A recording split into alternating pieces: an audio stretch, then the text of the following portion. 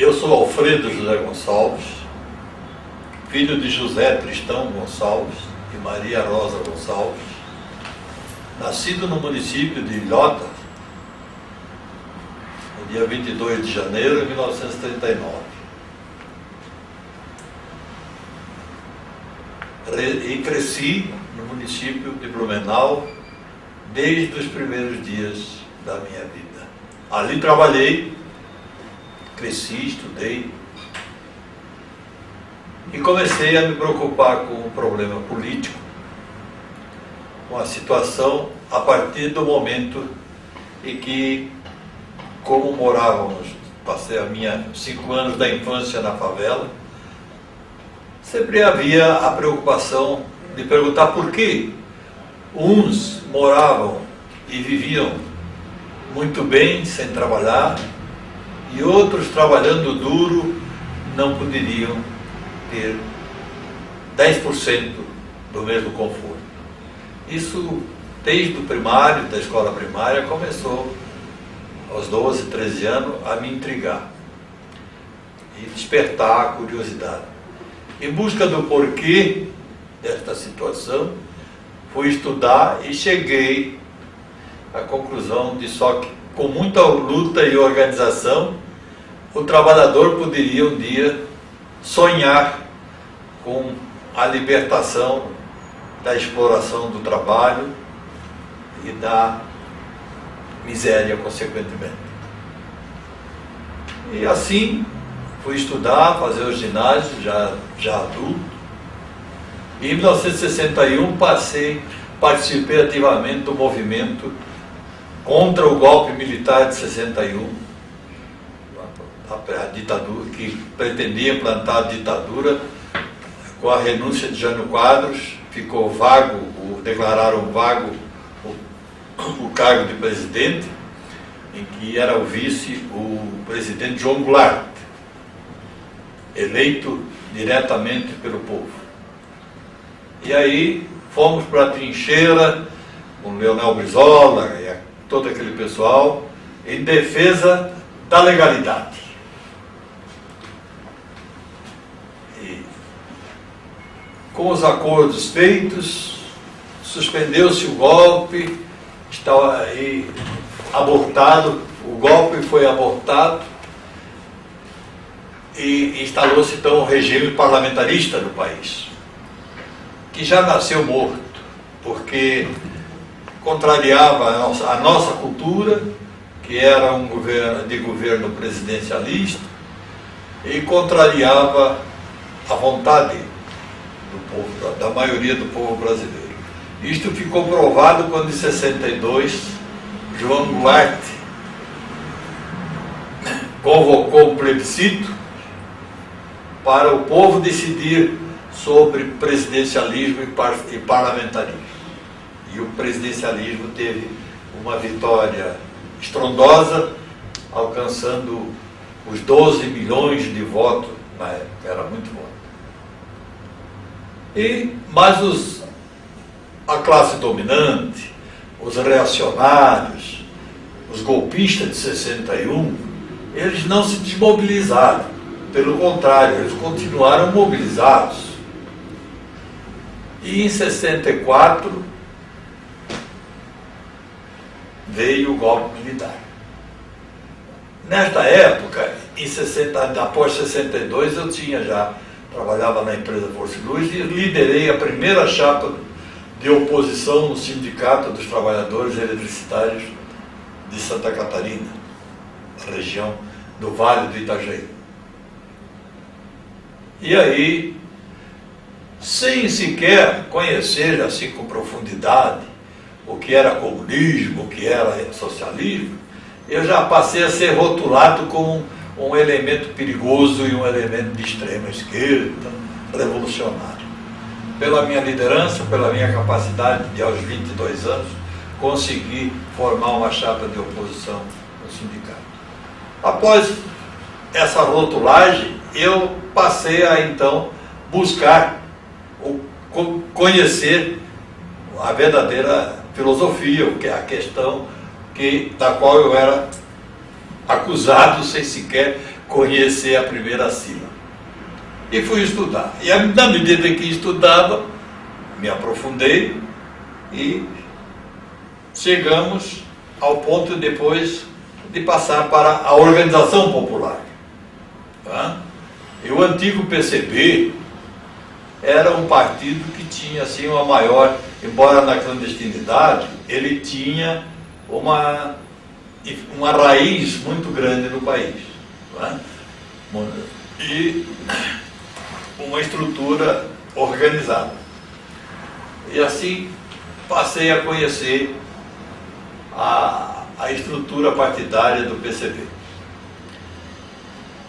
Porque, na verdade, um ex-favelado, na minha consciência, um ex-favelado, um trabalhador explorado, ele sempre está fora da legalidade burguesa, da legalidade institucional. Então, dentro dessa visão de vida, eu aprofundei a minha participação política, estudantil e também nos meios trabalhadores e nos meios sociais como um todo. Formei lá 5 grupos de 11, e isso assustou muita gente. Quando veio o golpe militar, em 2 de abril de 64, então me prenderam em Blumenau. Eu estava trabalhando, foi às 3h30 da tarde, dia 2 de abril de 64. Eu e mais 8 companheiros fomos conduzidos a Florianópolis e lá nos jogaram, literalmente, nos jogaram no lugar onde eles tinham os cavalos da Polícia Militar em Florianópolis. Tiraram os cavalos e nessas estrebarias nos colocaram. Ficamos nessa estrebaria 12 dias. Ali, sendo retirado para fazer as necessidades físicas, pela guarda, sendo conduzido até o banheiro fora daquela cavalariça. Lá não tinha.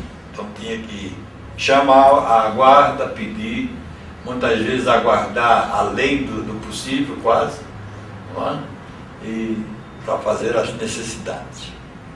Assim passaram-se os primeiros 12 dias da nossa prisão.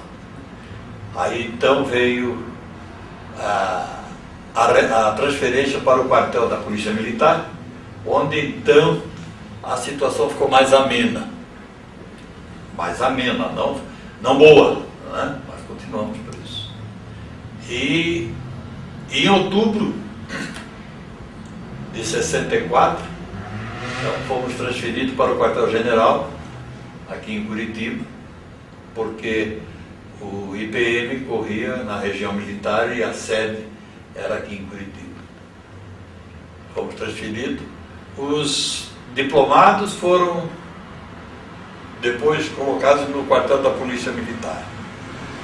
E os outros, como eu e outros que só tínhamos o primário, fomos para o AU, lá na galeria como preso comum.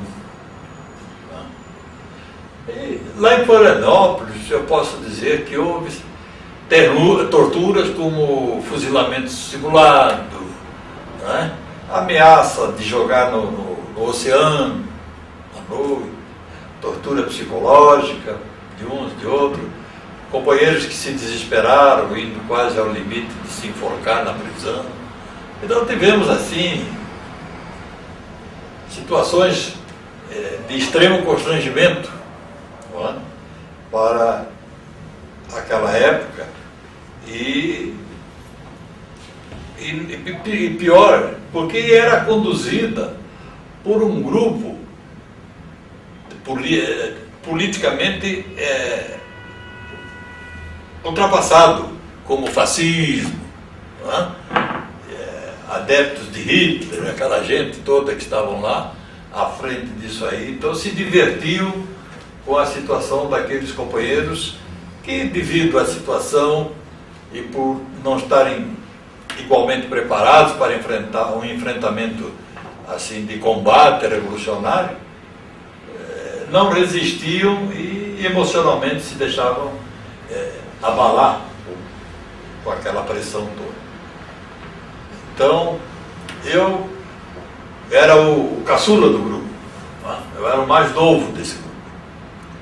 E mesmo na prisão do AU, eu me destaquei como liderança desse grupo, porque eu sempre tive uma combatividade constante, um equilíbrio, mas sempre muita determinação em resistir às investidas, às tentativas de sedução dos carcereiros. E com isso nós conseguimos atravessar até o primeiro ano. Em 2 de abril fomos soltos. 2 de abril de 65, um ano depois. E o IPM continuou ocorrendo aí a revelia. Eu fui condenado depois a 10 anos, outros companheiros também a 10 anos de reclusão. E eu já estava. Aí eu já morava aqui em Curitiba, eu morei aqui 5 anos. De 66 a 70. E em fevereiro de 70 foi julgado o IPM e eu fui condenado. Condenado por ser um elemento de alta periculosidade, de forte, como é que eles disseram ali? De forte tendência esquerdista e um elemento que merecia todo o cuidado da Revolução. E para recorrer, eu tinha que ser preso. Na época, eu estava toda a organização política desmantelada. Eu tinha 3 filhos para criar. Como eu sempre fui dos que tive por norma estar preparado para morrer na defesa daqueles que amo, e até matar se necessário, nessa mesma defesa, eu tomei uma decisão inédita, porque para trabalhar normalmente, legalmente, não podia. Tá? Estava na clandestinidade condenado pelo governo militar. Para recorrer ao tribunal e tentar rever essa situação, eu tinha que ser preso. E na época, exigia isso uma situação de muito desprendimento e de muita coragem, pois o seu Médici estava jogando gente no mar, matando, né? Mas eu pensei, como morrer eu vou de qualquer jeito, então pelo menos vou deixar uma pensão, auxílio de reclusão para que meus filhos possam sobreviver com o mínimo de dignidade. E subi as escadarias do quartel-general aqui, sem advogado, sem nada. E fui procurar o auditor. E eles me receberam. Mas claro que eu me apresentei para o auditor como o irmão do condenado. Não era eu, né? Ainda. Queria ver realmente a situação, tomar um pulso. Aí ele me confirmou que tinha que ser preso. Aí eu agradeci, saí e levei meus filhos de volta para Blumenau, junto da minha mãe, para garantir a escola, a alimentação, e fui para o 23 ali em Blumenau e me apresentei para rever a situação. Isto já era janeiro de 71. Quando eu cheguei no quartel, lá em Blumenau, e me apresentei dizendo quem eu era e por que estava ali, puseram toda a unidade de prontidão. Agora imagina o desejo de publicidade dessa gente, né? De produzir repercussão desnecessária. E no dia seguinte me trouxeram para Curitiba. Quando chegamos no aeroporto Afonso Pena, lá estava 12 soldados e mais uma caminhonete com a metralhadora .50, aguardando o perigoso elemento que vinha de Blumenau. E fiquei 8 meses no AU e ganhei de 8 a 0, coincidência, 8 meses, e o Superior Tribunal Militar, ao julgar o recurso, anulou a sentença e eu fui colocado em liberdade. Então pude aí recomeçar a minha vida legalmente. Trabalhei depois em várias empresas e hoje sou aposentado e agora, recentemente, anistiado político, né? E tocando a luta, porém sempre participando da vida política da cidade. Ajudei a fundar o Partido dos Trabalhadores porque continuo acreditando, não é, que o trabalhador tem que formar o seu partido, porque política democrática se faz com as classes sociais devidamente organizadas. O empresário se organiza, forma complô, se especializa em golpes, e o trabalhador não consegue se organizar para a defesa do seu salário, da valorização do seu trabalho. Então essa situação é que precisa ser mudada no nosso país. O próprio governo do PT atual, o presidente Lula, tem lá as suas dificuldades, porque eu acredito piamente que vontade não falta, conhecendo o presidente Lula. Vontade de aprofundar as reformas, de acelerar o crescimento, de promover as transformações que o país reclama e necessita.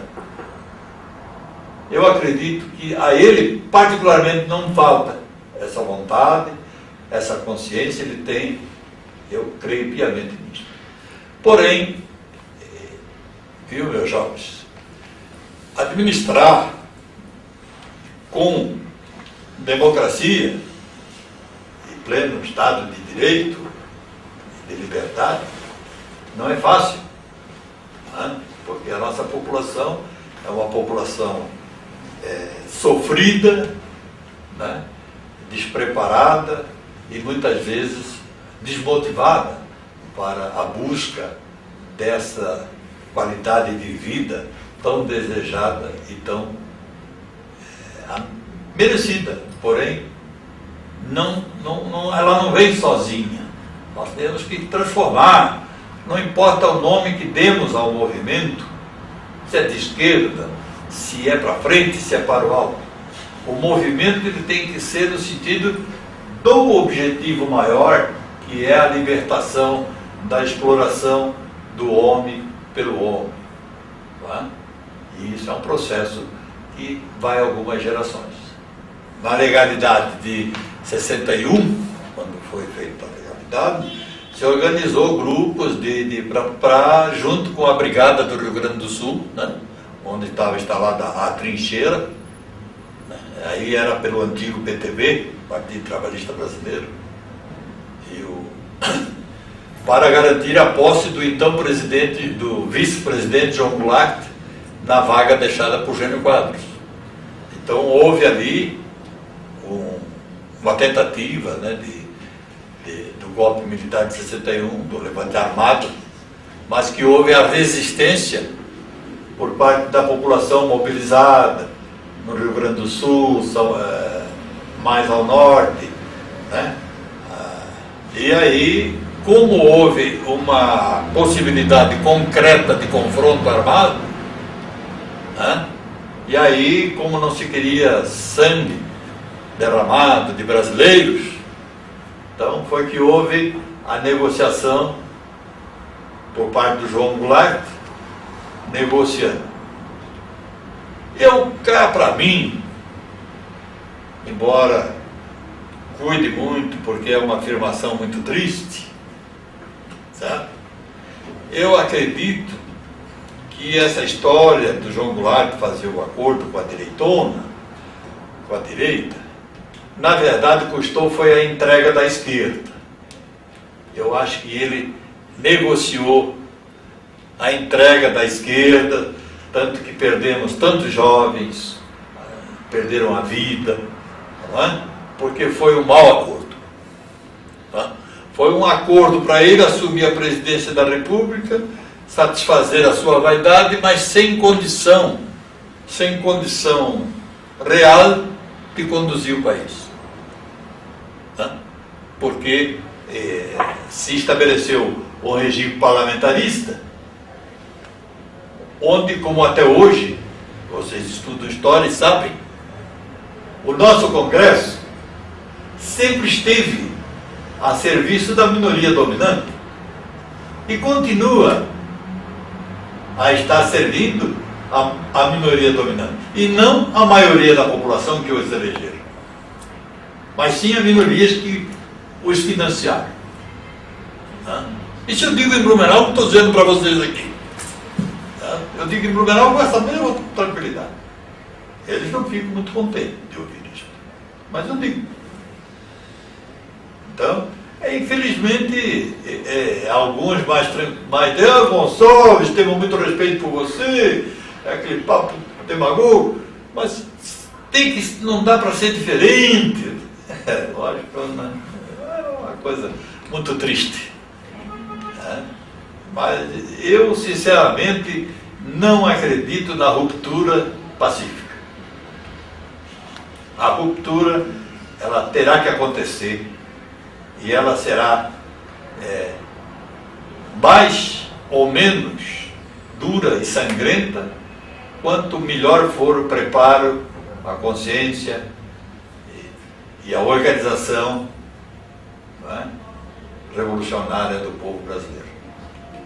Porque a minoria que domina, ela descende dos primórdios imperiais. Haja visto, a gente vê a dificuldade com a reforma agrária, os proprietários de terra, os latifundiários, seus descendentes. Quer dizer, então nós não vamos ter uma participação socialista do povo brasileiro em todas as riquezas nacionais. Estamos assistindo agora a disputa do pré-sal. Na minha avaliação, eu já disse lá em Blumenau, a riqueza tinha que ser dividida do pré-sal, como toda riqueza produzida, tinha que ter uma divisão per capita. Toda a população, o estado mais populoso vai ganhar mais, o estado menos populoso vai ganhar menos. Não tem mistério nenhum. É a mesma coisa que se pretende, sempre se fala sobre aposentadoria. Olha o roubo histórico do aposentado que contribuiu, trabalhou 40, eu contribuí 42 anos para a Previdência, tirando esses 22 meses da cadeia. E hoje recebo uma aposentadoria que, se bobear, não como. Compro o remédio e não como. Quer dizer, onde é que está o respeito aos direitos adquiridos? Agora, quando se pretende questionar alguma cláusula que fere interesse de banqueiros, de grandes empresários, de privilégios, aí é cláusula pétrea. Aí não pode mexer. Mas na legislação trabalhista, nos direitos dos trabalhadores, aí rasgaram tudo. Rasgaram tudo. Eu trabalhei numa empresa como a companhia aérea, que tinha 12 mil empregados. Certo? E tem que tirar o chapéu e fazer justiça. O diretor-presidente Nguyen sempre dizia que não era a folha de pagamento o peso maior da despesa da empresa, e sim o desperdício. Isso ele sempre dizia, eu ouvi algumas vezes. E tinha os que queriam, vamos reduzir salário, porque agora baixou a venda, tem que reduzir salário. Qualquer coisinha era reduzir salário. Na hora do bônus, para a minoria. Na hora do ônus, para a maioria. Aí a partilha era para a maioria. Então assim até hoje, meus filhos.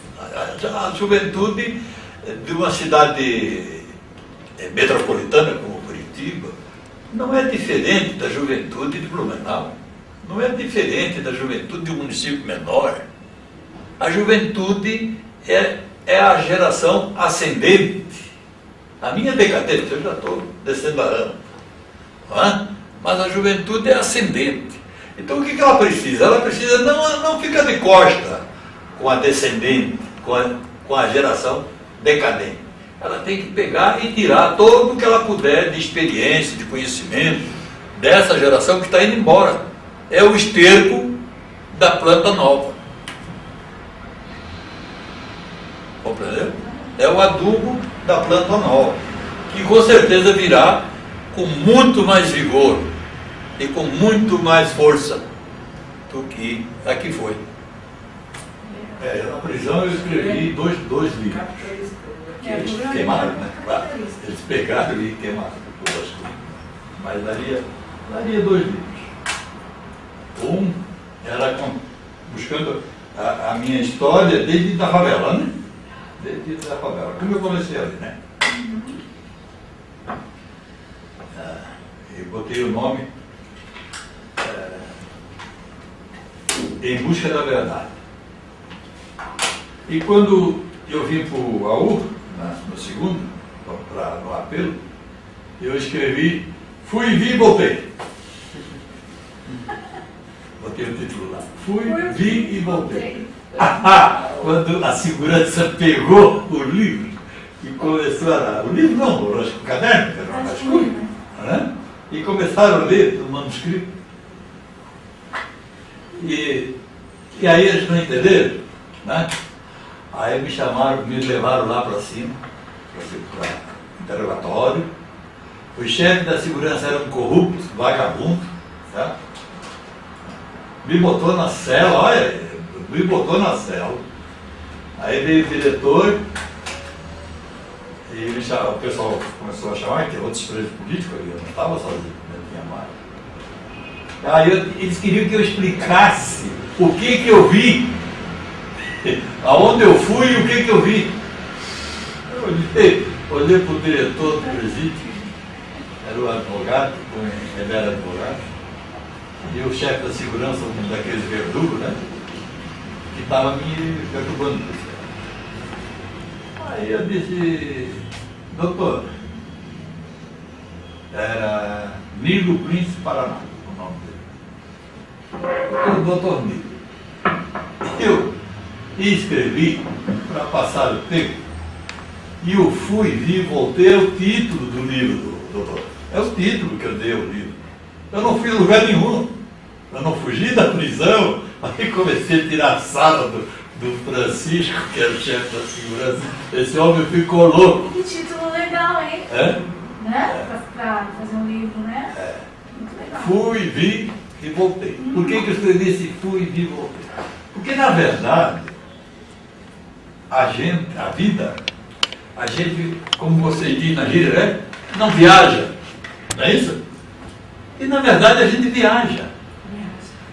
Em pensamentos, você vai longe. Imagina, a imaginação, né? A gente viaja, vai em busca de conhecimento, em busca de respostas, né?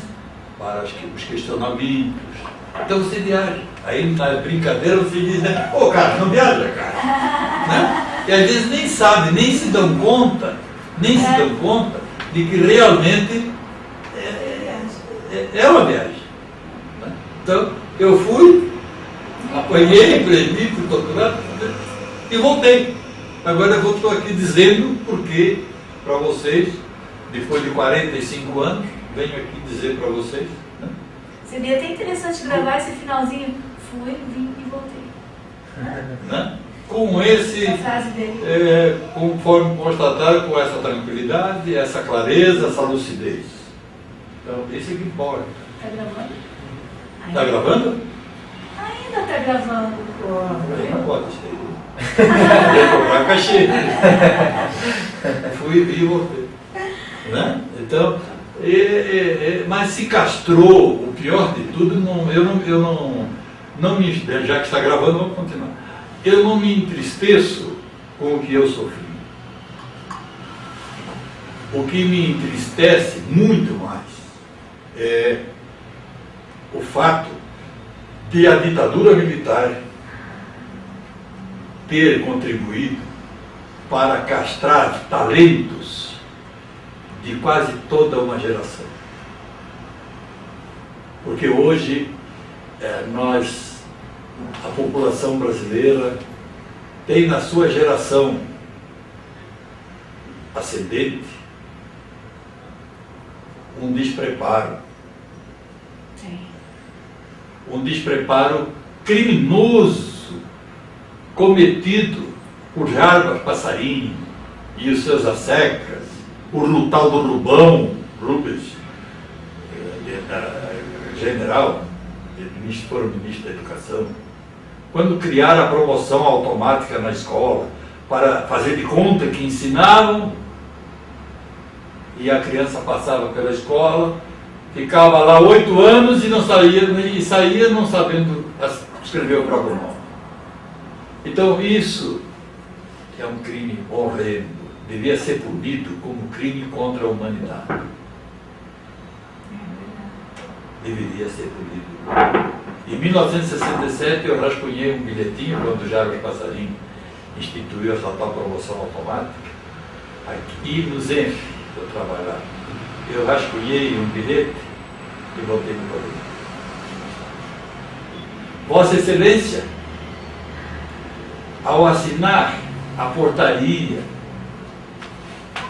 não me esqueço, não me lembro mais o número da portaria, que instituiu a promoção automática na escola, acaba de cometer um crime tão horrendo, ou talvez pior, do que o cometido pelas forças de Hitler e seus companheiros. Porque condena uma geração ao subdesenvolvimento mental e intelectual de cuja condição jamais se libertará. Muito limitada, né? Jamais se libertará. Isso eu escrevi. Se ele recebeu, eu não sei. Mas nunca me incomodar, porque eu escrevi e assinei. Eu sempre escrevo e assino o que eu falo. E não sei se recebeu. Com certeza não recebeu, mas eu escrevi. Porque realmente foi um crime. E aí, o que eu assisto, né, dentro do governo do PT em Blumenau? A instituição da tal educação sem fronteira, que na verdade, eu disse para o secretário de Educação, ele ficou, está uma fera comigo até hoje, eu disse, você está fazendo a réplica da ditadura militar. Por que você faz isso? Porque você quer uma população sem condição de pensar por si mesma, sem condição de se autossustentar, para ser manipulada conforme o sabor dos oportunistas de plantão. E o prefeito eu chamei de oportunista de plantão. Porque não tem nenhuma convicção ideológica, nenhuma convicção de princípios. Eu apoiei buscar, era decisão do partido, como disciplinado que sou. Se foi essa a melhor decisão, vamos levar. Mas nunca acreditei nela. E de fato não deu certo. Porque ninguém lidera sem autoridade. E nunca devemos confundir autoridade com autoritarismo. Não tem nada a ver. A autoridade vem da compreensão, da convicção, do conhecimento, tá? E da capacidade de transmitir. O que faz, o que fazer, quando fazer, quando fazer. É difícil aprender isso na escola, né?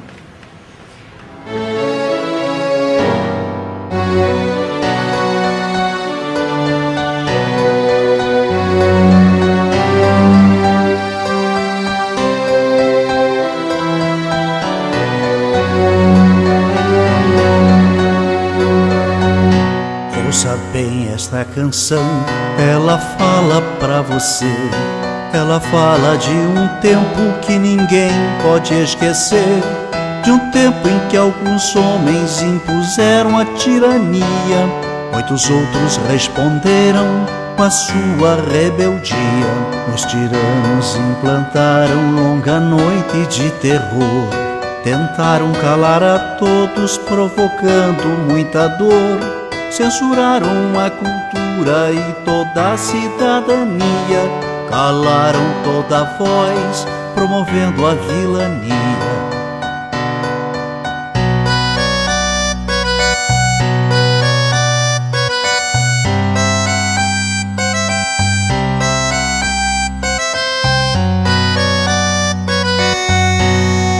Fábricas, escolas, nas ruas e construções, reagiu o nosso povo à violência dos grilhões. Resistiram estudantes, camponeses e operários, foram homens e mulheres a enfrentar os sanguinários. 3 reis, Zé e Désio, Seixas, Isis, Marighella, entregaram suas vidas pra vida ficar mais bela. Muitos outros foram mortos por lutar contra a opressão, ou desaparecidos, ou no exílio ou na prisão.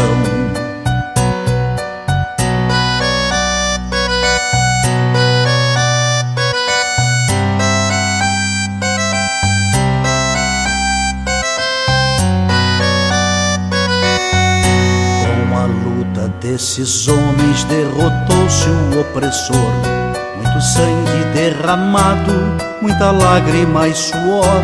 Quem tem medo de retorno não se sinta equivocado. O terror que foi um dia poderá voltar dobrado. A mesma vigilância de quem ama a liberdade poderá impedir que volte o império da maldade. Mas a luta continua por justiça e pelo pão, pela reforma agrária, por saúde e educação.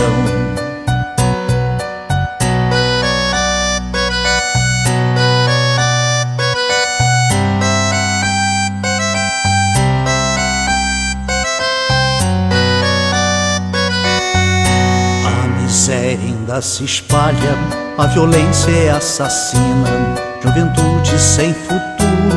A história nos ensina, só unido nosso povo vencerá a exclusão. Um homem tendo por outro sentimento de união. O recado já está dado pro vizinho e seu irmão. Quando a luta cai, o outro estende a mão. Não se cale quem tem fome, quem tem sede de ternura, pois a vida favorece a quem luta com bravura.